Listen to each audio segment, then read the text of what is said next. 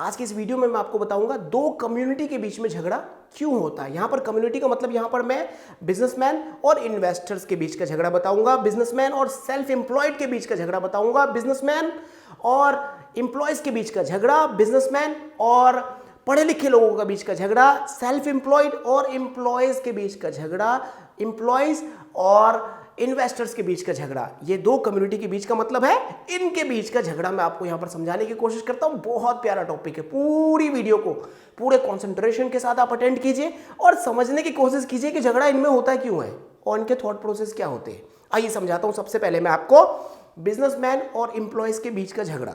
अब देखिए, एम्प्लॉयज क्या चाहता है कि सैलरी टाइम पे मिले, हफ्ते में 2 छुट्टियां मिले, काम कम करना पड़े और मौज की जिंदगी कटे, सिक्योरिटी मिले, नौकरी से हमको ना निकाला जाए और काम जितना हो सकेगा अपने हिसाब से करेंगे, अपनी कैपेसिटी के हिसाब से करेंगे। ये कौन चाहता है? ये एम्प्लॉयज चाहते हैं, ठीक है। और एम्प्लॉयज साथ में यह भी चाहते हैं कि टाइम टू टाइम उसकी सैलरी बढ़ते रहे और टाइम टू टाइम जो उसको लाभ है वो मिलता रहे। वही दूसरी ओर बिजनेसमैन क्या चाहता है भैया? बिजनेसमैन कहता है कि भैया एक आदमी 5 आदमी के बराबर काम करे, सैलरी कम ले, छुट्टियां कम ले और उसके जो लाभ भी कम ले और सिक्योरिटी की भैया कोई गारंटी नहीं है, जब तक परफॉर्मेंस बढ़िया रहेगा तब तक काम पे रखूंगा, परफॉर्मेंस गिरा काम से निकाल दूंगा। अब जो एम्प्लॉइज है और जो एम्प्लॉयर है, मतलब जो एम्प्लॉयर्स है, मतलब बिजनेसमैन जो है, उनके बीच में क्या होता है? अब यहां से वैचारिक युद्ध चलता रहता है पूरी जिंदगी। एम्प्लॉइज हल्ला करते रहते हैं कि मेरी सैलरी बढ़ाओ, मेरी सैलरी बढ़ाओ, शिकायत करते रहते हैं कि भैया बहुत काम करवाता है, सैलरी बहुत कम देता है, छुट्टी भी नहीं देता, पिछली बार तो दिवाली में भी छुट्टी नहीं मिली थी। मतलब एम्प्लॉइज इस तरीके से बोलते रहते हैं। एम्प्लॉइज गवर्नमेंट को कहते हैं कि भैया तुम जो है मेरे लिए बढ़िया कानून बनाओ, लेबर लॉ बनाओ ताकि हमें सिक्योरिटी मिल सके। और एम्प्लॉयर कहता है काम तो करता नहीं है, निठल्ला बैठा रहता है। ये चलने वाला झगड़ा है, इसको कभी कोई भी नहीं रोक सकता क्योंकि दो अलग अलग माइंडसेट है। एक चाहता है ज्यादा काम मिले, दूसरा चाहता है कम काम करे। ये चलता रहेगा झगड़ा, ठीक है। अब मैं आपको बताता हूं बिजनेसमैन और इन्वेस्टर्स के बीच का झगड़ा क्या होता है। देखिए, बिजनेसमैन कहता है कि हमको बिजनेस बढ़ाना है अपना, इसके लिए ज़्यादा स्टाफ की ज़रूरत है और ज़्यादा स्टाफ आएगा तो ज़्यादा ऑफिसेस खुलेंगी और ज़्यादा डायरेक्टर्स हम हायर करेंगे और ज़्यादा डायरेक्टर्स आएंगे तो एक डायरेक्टर को दूसरी जगह पहुंचने के लिए हमको प्राइवेट जेट की ज़रूरत है, बढ़िया कार की ज़रूरत है ताकि हमारे जो डायरेक्टर है वो जल्दी से पहुँच सके और टाइम उसका सेव हो सके और ज़्यादा वो काम कर सके। हम ज़्यादा से ज़्यादा काम करेंगे, ज़्यादा से ज़्यादा इन्वेस्टमेंट करेंगे ताकि मार्केट के जो शेयर्स हैं वो हमारे पास ज़्यादा से ज़्यादा आ सके। ये कौन कह रहा है? बिजनेसमैन कह रहा है। बिजनेसमैन यह भी कह रहा है कि हम इन्वेस्टर को इस साल प्रॉफिट कम देंगे, डिविडेंड कम बांटेंगे। ये कौन कह रहा है? ये कह रहा है बिजनेसमैन, ठीक है। अच्छा, दूसरी ओर इन्वेस्टर क्या कह रहा है कि भैया तुम स्टाफ कम करो, जब स्टाफ तुम कम करोगे तो कम ऑफिस खोलोगे, कम ऑफिस खोलोगे तो तुमको प्रॉफिट ज़्यादा होगा, ज़्यादा प्रॉफिट होगा तो हमको ज़्यादा डिविडेंड मिलेगा। अब देखो, इन्वेस्टर क्या कह रहा है कि हमको प्रॉफिट ज़्यादा दो, डिविडेंड ज़्यादा दो, स्टाफ को कम करो। और जो एम्प्लॉयर्स है, मतलब जो बिजनेसमैन है, वो क्या कह रहा है कि हम भैया एम्प्लॉय ज़्यादा रखेंगे क्योंकि हमको मार्केट के शेयर को अक्वायर करना है। अब ये दोनों के बीच का जो युद्ध है, जो झगड़ा है, जो वैचारिक युद्ध है, ये चलता रहेगा। इसका कोई अंत नहीं है, कभी अंत नहीं होगा क्योंकि दोनों का जो माइंड सेट है वो इसी हिसाब से और चलता रहेगा। दोनों साथ में रहेगा और लड़ेगा, फिर आगे बढ़ता रहेगा, ठीक है। अब चलिए समझिए तीसरा पॉइंट।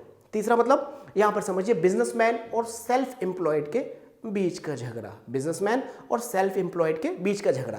अब देखिए, सेल्फ एम्प्लॉयड में कौन आ गया जी? आपके लॉयर्स आ गए, चार्टर्ड अकाउंटेंट आ गए, डॉक्टर्स आ गए, ठीक है, ये, या फिर ब्रोकर आ गए। तो ये जो ब्रोकर वगैरह होता है ये सेल्फ एम्प्लॉयड होता है। सेल्फ एम्प्लॉयड काम करता है किसके लिए? बिजनेसमैन के लिए, ठीक है। सेल्फ एम्प्लॉयड काम किसके लिए करता है? बिजनेसमैन के लिए काम करता है। और सेल्फ एम्प्लॉयड के काम की वजह से बिजनेसमैन जो है बहुत तेजी से आगे बढ़ता है, ठीक है, बहुत तेजी से आगे बढ़ता है और बदले में जो सेल्फ एम्प्लॉयड है उसको 2-3% दे देता है। जैसे मान लीजिए, एक छोटा सा एग्जांपल लीजिए। एक बिजनेसमैन ने एक प्रॉपर्टी बेचा 10 करोड़ का, उसमें मान लेते हैं उसने प्रॉफिट कमाया 2 करोड़ रुपए। जो उन्होंने प्रॉपर्टी बेची वो प्रॉपर्टी ब्रोकर की मदद से बेचा, ब्रोकर को उन्होंने दे दिया 5%, ठीक है। ब्रोकर को कितना दिया? 5%। अब जो ब्रोकर को 5% मिला तो ब्रोकर ने कितना कमाया? ब्रोकर ने कमाया केवल और केवल कितना? 10 लाख रुपए। जबकि कंपनी ने कितना कमाया? 1 करोड़ 90 लाख रुपए। अब देखो, ब्रोकर और बिजनेसमैन के बीच का झगड़ा यहां से स्टार्ट। ब्रोकर कहता मेहनत हमने की, दिन रात हमने लगाया, खून पसीना हमने लगाया, वो कमा रहा है 1 करोड़ 90 लाख रुपए, हम कमा रहे हैं 5 लाख रुपए। ये लड़ाई दोनों के बीच की होगी और चलता रहेगा। और यहाँ पर बिजनेसमैन क्या कहेगा, यार 10 लाख रुपए उसको दे रहा हूँ, इससे कम में तो हम ऐसे 4 ब्रोकर को काम पे रख लेते। ये कौन कहेगा, बिजनेसमैन कहेगा।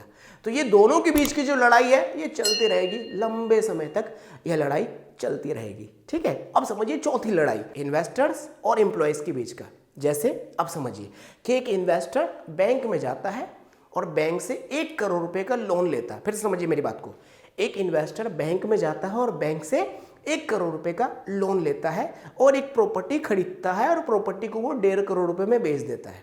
50 लाख रुपए का खाटी मुनाफा, मतलब एक सॉलिड मुनाफा किसको मिल गया, इन्वेस्टर को।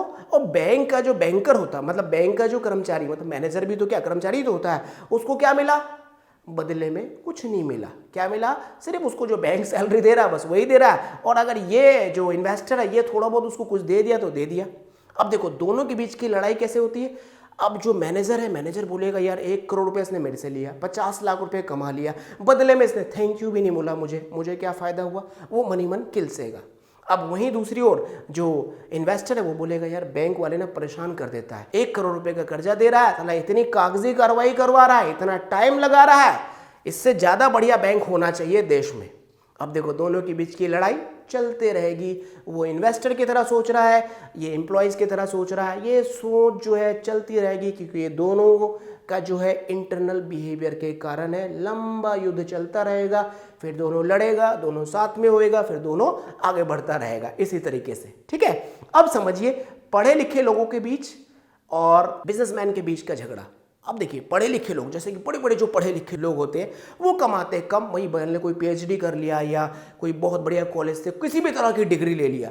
अब वो देखता है कि 8वीं पास मतलब college drop out Bill Gates, दुनिया का सबसे अमीर आदमी, अडानी साहब मतलब कॉलेज ड्रॉप आउट, या थोड़े बहुत पढ़े लिखे दुनिया के सबसे अमीर आदमियों में लिस्ट है। और भी बहुत जो पढ़े लिखे नहीं है, बहुत कम पढ़े लिखे लोग हैं बिजनेसमैन। दुनिया के बहुत सारे बिजनेसमैन हैं जो कभी स्कूल भी नहीं गया, कॉलेज भी नहीं गया और बहुत बड़ी बड़ी कंपनियां बनाया और बहुत ज़्यादा दौलत बनाया। अब पढ़े लिखे लोगों को ये बात बर्दाश्त नहीं होती। पढ़े लिखे लोग क्या बोलते हैं कि यार हमने 10 साल तक पढ़ाई करी और जी 1 लाख रुपए महीना कमा रहा हूँ, 1.5 लाख रुपए महीना कमा रहा हूँ, ये स्कूल ही नहीं गया, स्कूल से भाग गया और करोड़ों रुपए कमा रहा है। तो ये दोनों के बीच की लड़ाई क्या होगी, चलती रहेगी। आप इसको रोक नहीं सकते, कोई नहीं रोक सकता इसको, क्योंकि ये दोनों के जो बीच का युद्ध है ये इंटरनल बिहेवियर के कारण है। बात समझ में आ रही है आपको। पढ़े लिखे लोग क्या कह रहा है कि जो बिजनेसमैन होते हैं वो कम पढ़े लिखे होने के बावजूद करोड़ों अरबों रुपए कमाते हैं, जबकि हम इतनी बड़ी बड़ी डिग्रियां हमारे पास में और फिर हम जो है इनकम ही नहीं कमा पा रहे। 1 लाख 1.5 लाख 2 लाख रुपए कमा पा रहे हैं, वो करोड़ों अरबों रुपए कमा रहे हैं, जबकि वो स्कूल छोड़ दिए, कॉलेज छोड़ दिए। बात कुछ और होती है। ऐसा नहीं है कि जो बड़े लोग होते हैं, जो बहुत बड़े बड़े बिजनेसमैन होते हैं, वो पढ़े लिखे नहीं होते, वो पढ़ते हैं, लेकिन वो काम की चीजें पढ़ते हैं, वो फालतू की चीजें नहीं पढ़ते, वो काम की चीजें पढ़ते हैं जिससे वो बिजनेस को बना पाए। ठीक है, ये जो था पढ़े लिखे लोग और जो बिजनेसमैन है उनके बीच का युद्ध था। ठीक है, अब सेल्फ एम्प्लॉयड और एम्प्लॉयज के बीच का युद्ध समझो, दोनों के बीच का युद्ध समझो। देखो सेल्फ एम्प्लॉयड जो होता है वो खुद के काम का स्वामी होता है, मतलब वो अपने काम को अपने तरीके से करना चाहता है, सेल्फ एम्प्लॉयड। और सेल्फ एम्प्लॉयड जो है जल्दी किसी को ट्रेनिंग पे नहीं रखना चाहता है। उसके मन में एक भय होता है कि ये बंदा काम सीखेगा और भाग जाएगा। ठीक है, काम सीखेगा और भाग जाएगा। ठीक है, अब जो एम्प्लॉयज है जब सेल्फ एम्प्लॉयड के पास में काम करने के लिए आता है तो सेल्फ एम्प्लॉयड उसको जल्दी काम नहीं सिखाता है।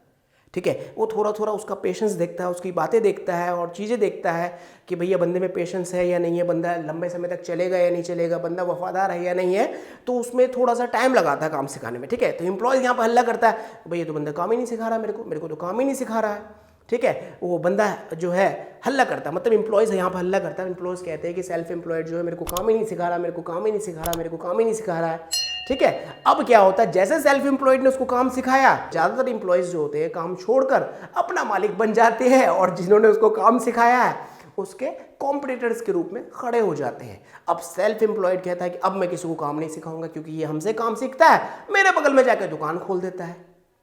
तो ये जो मैंने आपको लड़ाई बताई है बिजनेसमैन और एम्प्लॉयज के बीच में, बिजनेसमैन और इन्वेस्टर्स के बीच में, बिजनेसमैन और सेल्फ एम्प्लॉयड के बीच में, एम्प्लॉयज और इन्वेस्टर के बीच में, एम्प्लॉयज एंड सेल्फ एम्प्लॉयड के बीच में, पढ़े लिखे लोग और बिजनेसमैन के रूप में, तो ये लड़ाई लाइफ लॉन्ग चलने वाली लड़ाई है, इसका कोई अंत नहीं है। क्यों? क्योंकि जो दो दुनिया के बीच में ये लड़ाई है, ये जितने लोग इसमें आपने यहाँ पर दिखा, आपको 4 तरह के लोग आपको दिखे इसमें, क्या दिखा? ESBI, ESBI, 4 तरह के लोग दिखे। ये चारों लोगों की जो दुनिया है ना, डिफरेंट है। इन चारों लोगों का जो इंटरनल बिहेवियर है ये बहुत ज़्यादा डिफरेंट है, इसलिए इनका जो बिहेव करने का जो तरीका है वो बहुत ज़्यादा अलग होता है। अब देखिए, अभी आप किसी कंपनी में काम कर रहे हो तो आप बोलोगे सैलरी बढ़ा दो, काम करने का घंटा कम कर दो और मेरी छुट्टियां बढ़ा दो, मेरे को सिक्योरिटी दे दो, मेरे को काम से मत निकालो। आप एज एन एम्प्लॉय काम करते हो कहीं पर तो आपका माइंडसेट इस तरीके से कहेगा, क्योंकि आपका जो इंटरनल बिहेवियर है वो इसी तरीके से बिल्डअप हुआ है। लेकिन जैसे आप कभी मतलब कोई कंपनी खोलोगे तो अब आपको एम्प्लॉयर के तरीके से वहां पर सोचना पड़ता है। फिर आप वहां पर क्या सोचोगे? सैलरी कम कर दो, काम करने की घंटा बढ़ा दो, छुट्टियां कम कर दो, सिक्योरिटी कम कर दो, कोई बंदा काम ना करे तो उसको नौकरी से निकाल दो, लाभ कम कर दो, ज्यादा काम लो। देखो, अभी आप एम्प्लॉय थे तो एम्प्लॉय की तरह सोच रहे थे, जब आप एम्प्लॉयर बने मतलब बिजनेसमैन बने तो आप बिजनेसमैन की तरह सोचना स्टार्ट कर देते हो। कहने का मतलब क्या है कि ये जो भी आपने लड़ाई देखी है, ये लड़ाई जो है, ये जो वैचारिक युद्ध है, इसको वैचारिक युद्ध कहोगे, ये बातचीत से युद्ध होता है, मतलब बातचीत से ही लड़ाई होती है, एक दूसरे से सभी क्लसते हैं एक दूसरे से। यहाँ पर ये जो लड़ाई है, इस लड़ाई के पीछे का जो मेन रीजन है वो है इंटरनल बिहेवियर। आप जैसा होते हो, मतलब आप जो हो आपका बिहेवियर वैसा ही होता है। आप एम्प्लॉय हो तो आपका बिहेवियर एम्प्लॉय जैसा होगा, आप सेल्फ एम्प्लॉयड हो तो आपका बिहेवियर सेल्फ एम्प्लॉयड जैसा होगा। आप बिजनेसमैन जब बन जाते हो तो आपका बिहेवियर बिजनेसमैन की तरह होता है, और जब आप इन्वेस्टर बनते हो तो आपका बिहेवियर इन्वेस्टर की तरह होता है। मतलब एक ही व्यक्ति जब मूव करता है इस तरीके से तो बिहेवियर क्या होता है उसका? बदलता जाता है। और ये जब बिहेवियर बदलता है इसका मतलब क्या है? इंटरनल चेंजेस होने लग जाते हैं। अगर आपने कैश फ्लो क्वाड्रेंट वाली क्लास नहीं अटेंड की है तो पार्ट 2 में मैंने बताया है, पार्ट 2 वाली क्लास को तो जरूर अटेंड करो, उसमें आपको समझ में आ जाएगा कि 4 तरह के लोग होते हैं। ESBI, इन चारों का डिफरेंट बिहेवियर होता है। आप समझो अपने एटीट्यूड को, समझो कि किस तरीके का वर्किंग एटीट्यूड आपके पास में है, और फिर आप आगे बढ़ो। देखो, ये जो मैंने सीरीज बनाया है, हर वीडियो को दिल से अटेंड करो और लाइफ में फॉलो करो। हम और आप मिलकर सक्सेस होंगे अपने देश और अपनी सोसाइटी के लिए, तभी तो कुछ कर पाएंगे। प्रोडक्टिव एजुकेशन देने के लिए हमारे चैनल का जन्म हुआ है। दुनिया की जो बेस्ट बुक है उसको पढ़ूंगा, समझूंगा, खुद भी फॉलो करूंगा और आपको भी प्रेरित करूंगा कि आप भी फॉलो करो और अपने लाइफ में आगे बढ़ो। चलिए मिलते हैं आपसे नेक्स्ट वीडियो में पूरी एनर्जी के साथ, पूरे एक्साइटमेंट के साथ। Thank you for joining us. Take care of you and your loving family. जय हिंद।